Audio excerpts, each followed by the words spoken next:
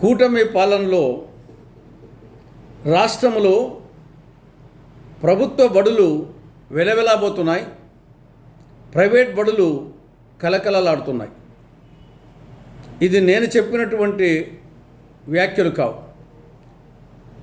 2025-26 విద్యా సంవత్సరానికి సంబంధించి కేంద్ర విద్యాశాఖ ఇచ్చిన నివేదిక.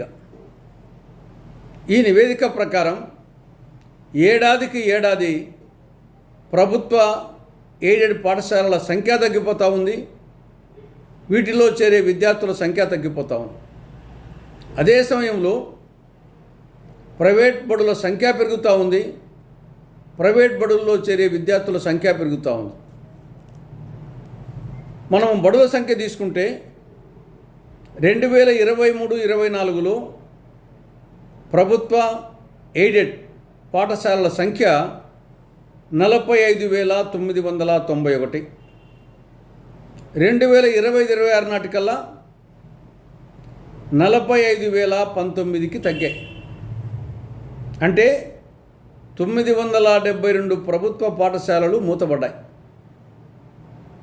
అదే సమయంలో 478 ప్రైవేట్ పాఠశాలలు పెరిగాయి. ఇక విద్యార్థుల సంఖ్య తీసుకుంటే 2023-24లో ప్రభుత్వ బడుల్లో విద్యార్థుల సంఖ్య 41,75,600. 2025-26 నాటికల్లా తగ్గింది, 35,89,160 మంది. అంటే ఎంత తగ్గినట్టు? 5,86,440 మంది తగ్గారు. 5,86,440 మంది తగ్గారు. అదే సమయంలో ప్రైవేట్ బడుల్లో విద్యార్థుల సంఖ్య పెరిగింది. ఎంత? 2,86,916. మనం ఉదాహరణకు ఒక మండలం తీసుకుంటే కడప జిల్లాలో పులివెందుల నియోజకవర్గంలో వేపపల్లె మండలం. ఈ మండలంలో మొత్తం ప్రభుత్వ ప్రాథమిక పాఠశాలల సంఖ్య 45. ప్రాథమిక పాఠశాల సంఖ్య ఈ విద్యా సంవత్సరంలో 4 మూతపడ్డాయి. 1 కత్తులూరు, 2 ముసలిరెడ్డిపల్లె, 3 రామిరెడ్డిపల్లె హర్జనవాడ, 4 రామిరెడ్డిపల్లె మెయి. మొత్తం 45లో ఈ విద్యా సంవత్సరంలో 4 మూతపడ్డాయి.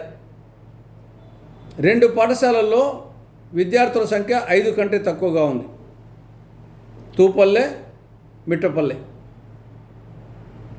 45లో 4 మూతపడితే ఉండేది 41 అయితే అందులో 11 ఏకోపాధ్యాయ పాఠశాలలు, సింగిల్ టీచర్స్. 41లో 11 టీచర్ ఆ రోజు రాకపోతే మూత. ఇది పరిస్థితి. కాబట్టి ఇప్పటికైనా రాష్ట్ర ప్రభుత్వం సెల్ఫ్ డబ్బా కొట్టుకోవడం మానుకొని విద్యారంగం మీద పటిష్టమైన నిర్మాణాత్మకమైన చర్యలు తీసుకోవాలని కాంగ్రెస్ పార్టీ సూచిస్తూ ఉంది.